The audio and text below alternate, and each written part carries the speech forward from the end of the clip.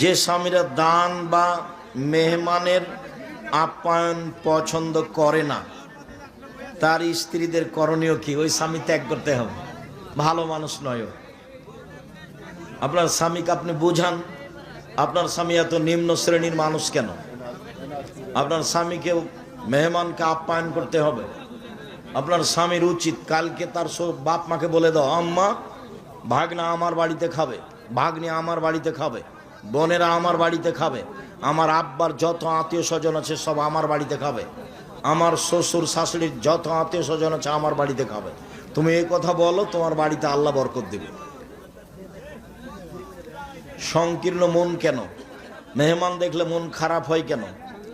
কতদিন বলেছি, তোমার মা 12 জন মানুষের ভাত রান্না করতে ঢেঁকিতে ধান ভেঙে ঝাঁটায় আটা পিষে।